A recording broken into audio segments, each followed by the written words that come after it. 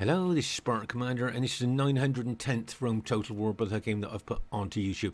Just to say, as you can see, this is a very unfamiliar start to our games, but what I wanted to show you is that this is a very, very unusual battle with a lot of factions that we rarely see in the 31k battlefield, on the 31k battlefield. So what I wanted to do was have a look at the units that you might not be familiar with. Now, if we look at Spain, their elite infantry are the Bull Warriors. If you look at their specifications, can you see, what's that? I think it's a 13 attack, 12 defense.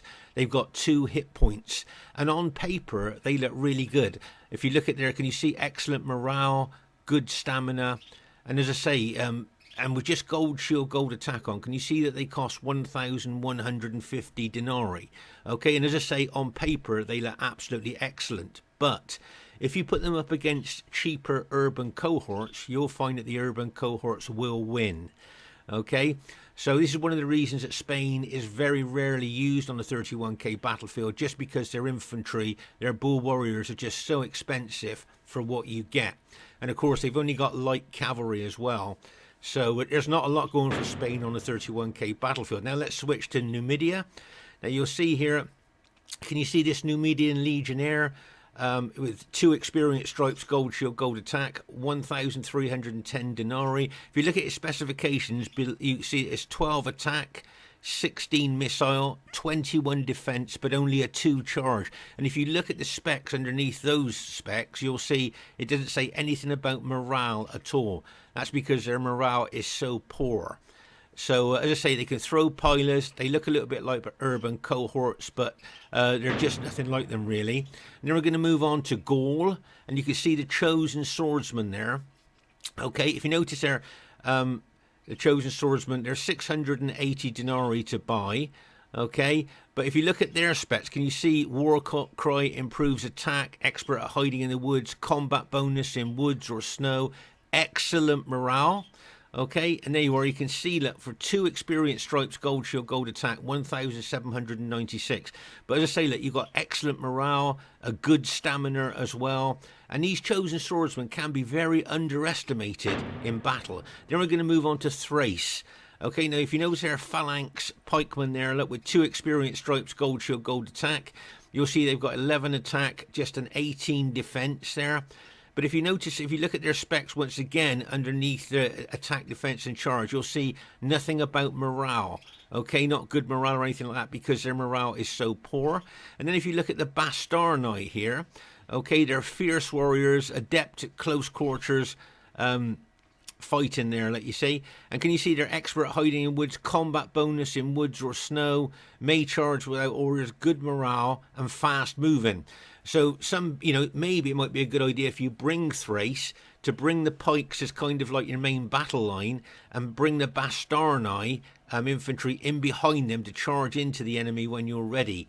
But as I say, this is just 4 of the factions that's going to be involved in this battle. Remember, I've labelled this battle Barbarians at the Gate. Okay, they're not all barbarian factions in this battle, but a lot of them, a couple of them are. And I just thought it was interesting here to have a look at these factions, very rarely used on the 31k battlefield. And welcome to the Germanic Forest battlefield here. We haven't played, we haven't put a battle on this map for a long, long time. One of my favourite maps.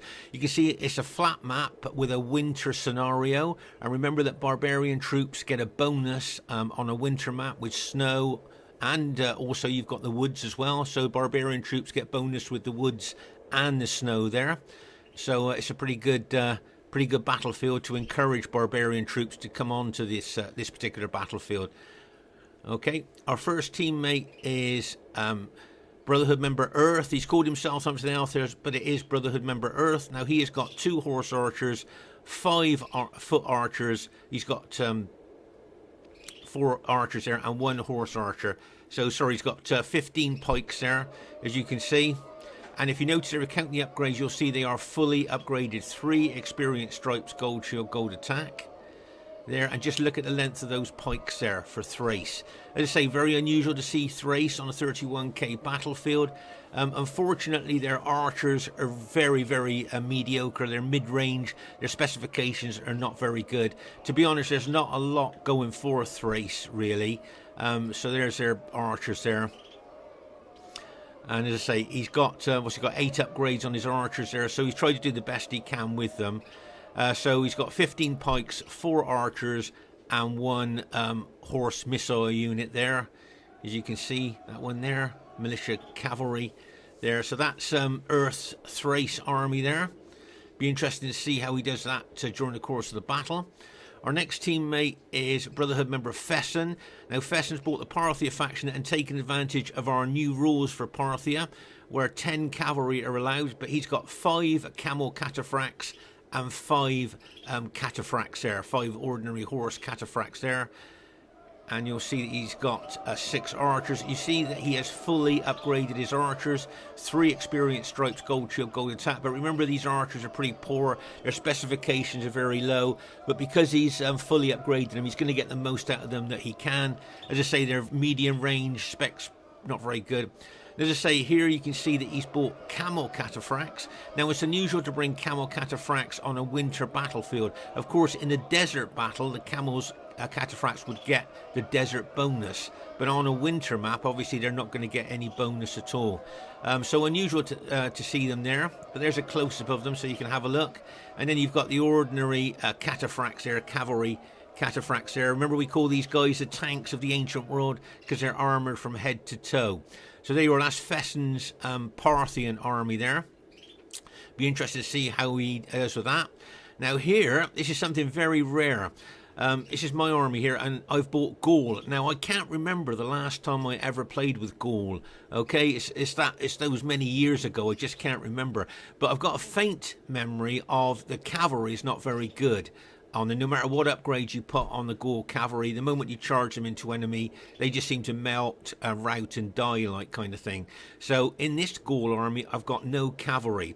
Okay, I've got 13 chosen swordsmen, a druid unit, and 6 Forester Warband archers. Okay, so as I say, I haven't played with Gaul for many years here, but you'll notice that my chosen swordsman, I put good upgrades on there. 8 upgrades, 2 experience stripes, gold shield, gold attack.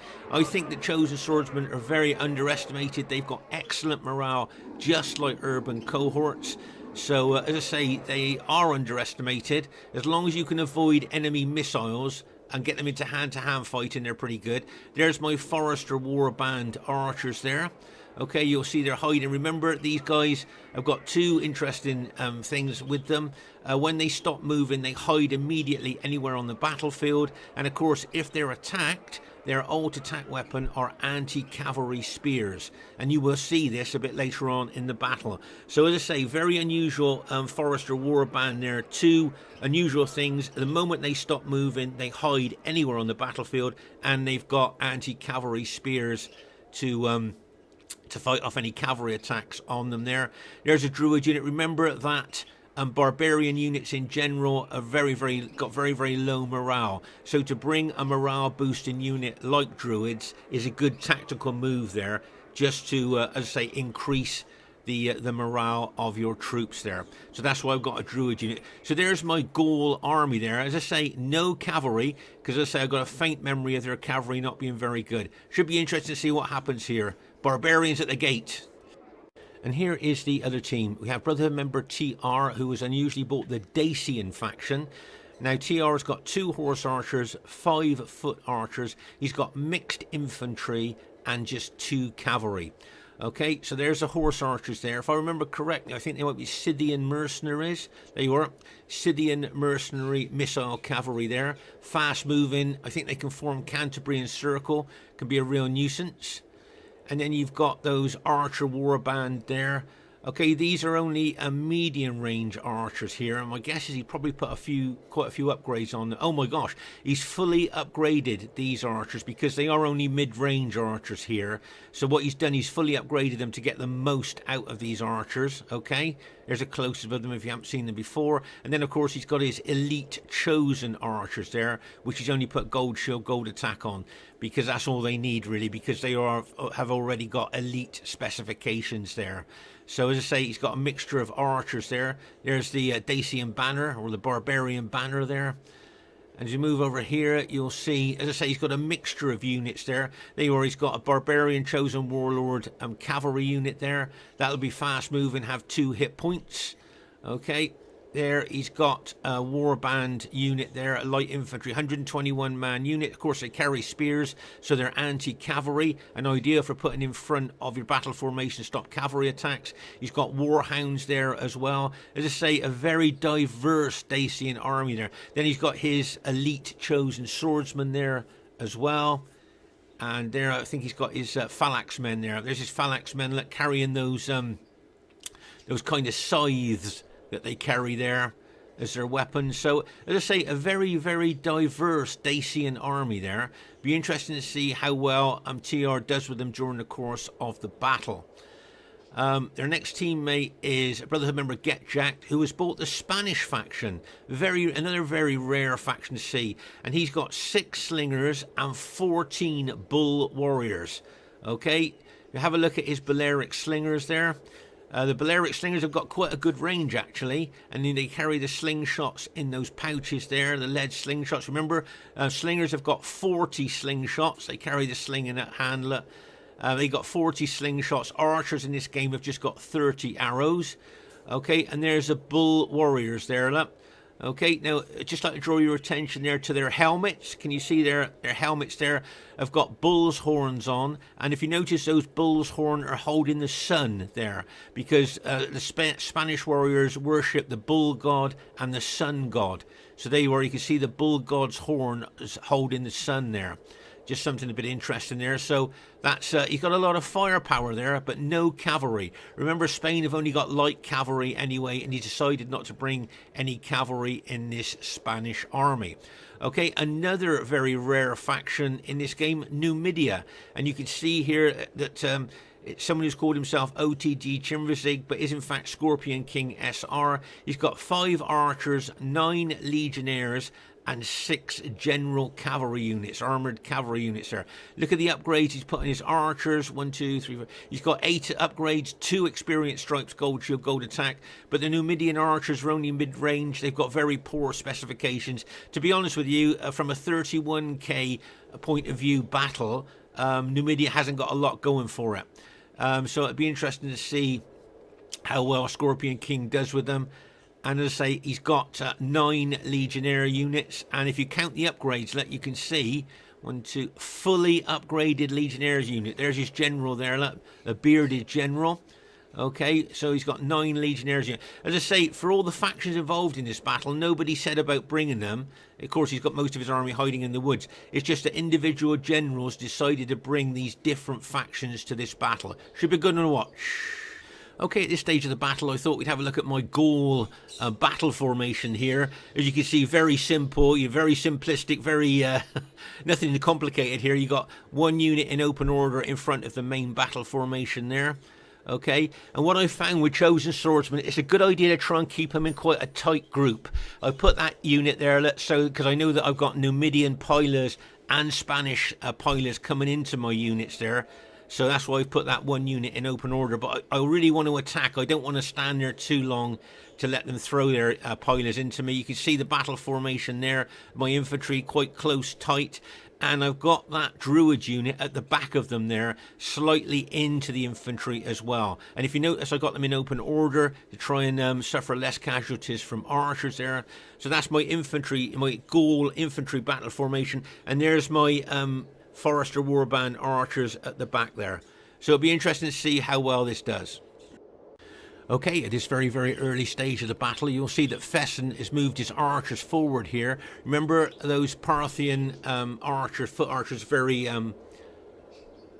mediocre ranged archers, so he's got to move them forward here. But now that he's opened those archers up to a fast cavalry attack there, make no mistake, Scorpion King SR would have spotted that, and you can see Scorpion King straight away moving a fast moving cavalry unit out there, one of his armoured general cavalry units to attack those archers. So Fesen needs to get some cover out there, I think, for his archers.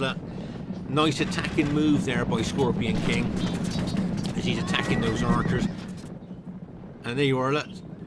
There's only 1 cavalry unit, Parthian cavalry unit moving towards that fast-moving armoured cavalry unit of Scorpion Kings there, which I'm sure he'll back off now on seeing that Parthian cavalry unit moving in there. And there you are, you can see he waited to the last moment, look, because he knows that that fast moving unit will outrun that Parthian cavalry unit there. And you can see that Scorpion King's got his fast moving other armoured cavalry general units there ready to move in if necessary. Right, let's just pause the game for a second here. You'll see here that TR has got those 2 horse archer units that we looked at earlier in Cantabrian Circle, shooting at the Parthian archers. There you are, like you can see. I think that's interesting to see this Cantabrian Circle. And as I say, very, very difficult for foot archers to kill those cavalry units in that Cantabrian Circle. But here you can see Fesen's archers here shooting at the Balearic slingers of Get Jacked there. And there you can see that Numidian cavalry unit of Scorpion Kings once again attacking one of the Parthian archer units there. He'll keep harassing and haranguing there, keep hitting that archer unit until cavalry protects them there. As I say, over here, let's just pause the game for a second here. So over here you'll see that Earth is bringing some of his Thracian archers into the battle here, shooting arrows into the flank of either the Bull Warriors or the Balearic slingers there. There's a Numidian archer there at Scorpion King's brought all the way over from the other flank. You'll see here that Earth has got a couple of his horse missile troops here at the rear of the enemy troops there, probably looking to shoot into the rear of either the Dacian troops there or maybe the Spanish troops there. But as I say, in this battle there was no rules about what factions to bring. It's just what individual generals wanted to bring for this particular battle. Okay, as you can see here, the Balearic slingers moving forward. They've got quite good range for slingers, but of course they haven't got the range that archers have got. And they can be quite effective as well. As I say, remember, slingers have got 40 slingshots, where archers in this game have only got 30 arrows there. So as I say, there's a little bit of an archer battle going on there. And over here, you'll see that I've brought my Forester Warband archers forward there. Okay, ready to engage any enemy units that get within range there. And you can see that I've got my infantry battle formation in behind my archers there because I want to avoid any missile damage. Remember, barbarian infantry are very susceptible to missile damage. So you'll notice I'm keeping my Gaul army behind my archers. Here you can see Scorpion King moving his fully upgraded Numidian legionnaires forward there. Remember, these guys throw pilers, and they could do a lot of damage to my infantry if I don't handle my infantry well here in this battle. Here you can see those Balearic slingers of Get Jacked Spanish battle formation there moving forward. Over here you can see there's a couple, I think, of Earth Thrace units being routed here by fast-moving cavalry of TR's Dacian army there. There you go, you can see that. Nice hit there by TR's fast-moving cavalry units there. Take out those Thracian archer units. But as I say, at the moment here, these Balearic slingers here have been moved forward there, and they're actually throwing their slingshots, I believe, into my Forester Warband archers there. Okay, you can see how close the slingers have to be to get into range of my archers there. But as I say, I've got my Forester Warband archers there deploying there. Remember, Forester Warband are some of the most elite archers in the game there, and you can see I've got all 6 units forward. Now here you'll see Scorpion King being his normal aggressive self, bringing his Numidian army forward. You'll see here that Fesen has got 4 camel cataphracts there ready to charge in to the Numidians when he's ready to do that. And here you can see another fast moving, right, this is something you might find interesting here. Can you see this fast moving cavalry unit of Scorpion King is going to chase down my archer unit? Okay, now I reckon you'll find this very interesting. Remember the old attack weapon of the Gaul Forester Warband troops there. Okay, now get ready for this. See, they're running, but now I'm going to alt attack them. There you are, look. Can you see I've now alt attacked those Forester Warband archers, and notice the weapon that they're using for their alt attack there. As I say, we talked about this earlier, anti-cavalry spears, look. Okay, they're the only archer unit in the game to have this alt attack weapon. Can you see that spear right through that Gaulish forester there. Like, can you see the spears gone right through him and sticking out of his back, thrust in there by that Numidian cavalry man there.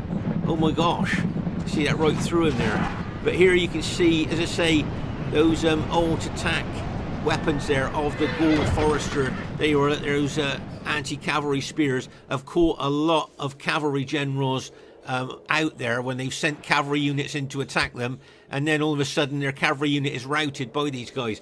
Okay, so what I need to do is avoid getting all those pilers from those Numidian legionnaires thrown into my troops there. Okay, don't make no mistake, Scorpion King wants to get close to my Gaulish army there so he can throw loads of pilers in and weaken my units before we even get to hand fighting. Here you'll see Earth Thracian army there, idle at the moment, but my guess is that he will move them over to help both Fesen and myself over here on the left flank and left centre. But as I say, Scorpion King would really like to get in piler range of my Gaulish chosen swordsman there, so he, as I say, he could damage my units before we even get to hand fighting. But also, I should imagine Scorpion King is aware of these camel cataphracts there on the flank, ready to charge into his flank if he does engage my units. Right, can you see that Scorpion King's brought one of his units forward there? Now, I wonder if he's going to throw pilers into my archer. Yes, it is. Here you are. He's going to throw pilers into one of my Forester Warband archer units there. Look at that, look. Wow. Really wanting to damage that that unit there, because I was going to leave that unit as part of a piler shield unit as well. Look, and I'm glad I did there, because that's exactly what that archer unit's just done. It's just become a piler shield unit, look, to take that those pilers there. Right, you can see that Get Jacked is now moving his Spanish army forward there, his bull warriors. Okay, so my Gaulish army at the moment looks like it could be facing Spain and Numidia. So I hope, you know, I've got Fesen's cavalry there to help out as well, so that would be good. And I'm hoping that Earth will be bringing his infantry across. But remember, both the Spanish bull warriors and the Numidian legionnaires have got missiles to throw into my army there. And as I say, you can see Earth bringing his Thracian pikemen across now to help out. But here, as I say, you can see Get Jacked moving his Spanish bull warriors forward there. Very aggressive move here by Get Jacked. And my guess is that he and Scorpion King want to throw their missiles into my Gaulish army, as I say, to weaken my units before they get into hand-to-hand fighting. Okay, you can see them really moving in there. So what I need to do, I need to strike fast. I need to hit Warcry that will enhance the attacking specifications of my infantry and attack the enemy troops there before I get damaged too much from missiles. As I say, you can see Earth's brought his Thracian troops over here, his pikemen there. But I need to be careful of all those missiles. You can see TR's Dacian army there moving forward there to support his allies. But as I say, I'm a bit worried at the moment that my guys are going to get loads of missiles thrown into them. Now watch my infantry very closely. There, can you see? They are now getting Warcry. Can you see that? It says taunt in there, but I've just hit Warcry. And as I say, when you hit Warcry, it enhances their attacking specifications big time there. So I'm ready to charge him, but already look, the Spanish bull warriors are throwing pilers into my units here. Okay, as I say, they're going to really try to weaken my units before we get into a hand-to-hand battle here.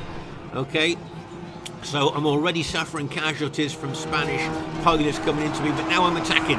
See my troops now, bang, as I charge into those Spanish troops there.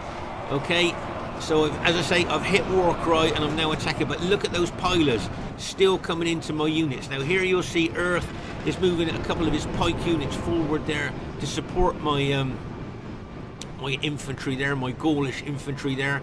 And over here you'll see that it looks to me like Fesen might be looking to charge those camel cataphracts into the Numidians. So that'd be a great bit of support there, because I think Scorpion King was looking to come in on my flank. But instead of that, he's going to have to watch his flank there with the cavalry going in there. You can see my infantry engage there. Right, here comes the Parthian cataphracts there. Get ready for this. And bang! As they smash in there. But you can see Scorpion King countering their attack with his cavalry there. And he's thrown some infantry units in there as well.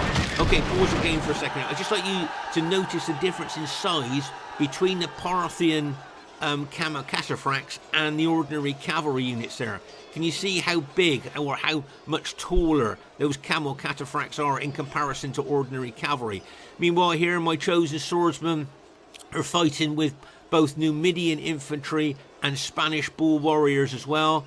So I'm fighting Numidian legionnaires and, I say, the Spanish bull warriors. Here you can see Earth has brought in some of his pikes here to counter the Spanish attack. And you've got, looks to me like Fesen's going to charge his cavalry in here as well. His cataphracts there, his cavalry cataphracts are going to smash into the engaged Spanish troops there. You can see that cavalry going in there. Get ready for this. And bang! As they smash into the enemy Spanish troops there. Okay, that was a nice hit there by Fesen. And over here, you can see the Parthian camel cataphracts there, fighting both Numidian infantry and Numidian cavalry. They're pausing the game for a second. As I say, you got infantry and cavalry there of Numidia fighting the camel cataphracts there. Okay, so that's a bit of a scrap going on there.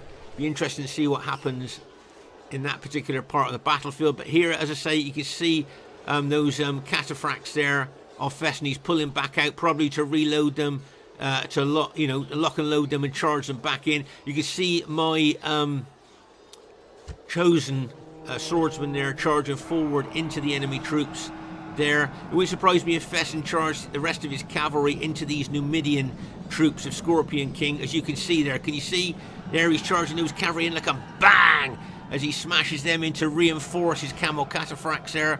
It wouldn't surprise me if he routed those Numidian troops there with all that cavalry charging in there. As we know, Numidia's got very poor morale, and as I say, those cavalry hitting them would probably rout them. As I say, you can see my chosen swordsman here fighting Numidian legionnaires as well at the same time. That's one lot of my chosen swordsmen. The other lot of my chosen swordsmen I got here attacking the Dacian infantry there. If you notice there, my soldiers charging in there, backed up by Thracian pikes there of Earth. If you notice here, Earth hasn't got his pikes very much involved in the battle so far, so they probably will be fresh there to charge in. But here, I got a feeling that the Numidians will mass rout once this cavalry hits. As we know, Numidian morale's not very good. And there you can see those Parthian cavalry really pushing on them. As I say, I've got my chosen swordsman charging in there as well. Over here, I've got my chosen swordsman charging into Dacian infantry. Oh, I think that's the Numidian general's just been taken out there. And of course, like I say, Numidia didn't have very good morale. Take the general out, and there you are, you've got a mass rout there. You can see the Parthian cavalry and some of my chosen swordsmen there have managed to rout the Numidian army there. Good combination attack there. And as I say, now we're just going to roll into the flank of that Dacian infantry. You can see Earth there advancing with his pikes into the Thracian infantry there. As I say, I've already got some of my chosen swordsmen there fighting the Dacian chosen swordsman. So as I say, it's basically now just Dacia left, I think. And you can see there, you can see my chosen swordsman charging in there. I've hit Warcry, I'm charging them in there. And you can see the Parthian cavalry charging as well, like a bang, as they smash in there. As I say, barbarian troops unfortunately haven't got very good morale. And once you get a few of their units to rout, very often you can get a chain rout going there. And you can see there the Dacian troops there have basically chain routed there, with a combination of all our troops going into them there. So it wouldn't surprise me actually if TR now admitted defeat with his Dacian army, because it looks like our team has managed to go on to win the battle. Just to say, there was no rules about what faction should be brought to this game. Every individual general bought what faction he wanted to, so that's what makes this game so interesting. So there you are, TR has just admitted defeat, and it looks like our team has managed to go on to win the battle there. You can see all the enemy troops in retreat there. As I say, everybody chose their own faction for this particular battle. I think people were just thought they would choose something different from the normal 31k factions. If we look over here, this is where that Numidian battle was going on with those Parthian cataphracts there. So you can see a lot of damage. We move across the battlefield here. This is where I think my chosen swordsmen were fighting Numidian infantry and Spanish bull warriors. Over here, I think this is where we were fighting the Numidians there. You can see the long battle line there. So, as I say, our team seems to have won. I think looking at the factions that we've got, I think, you know, to be honest, I think we've got faction advantage here with the pikes that we've got and that massive Parthian cavalry army there. I think we did have faction advantage. But as I say, every general, there was no rules about different factions here. People just bought what they wanted to.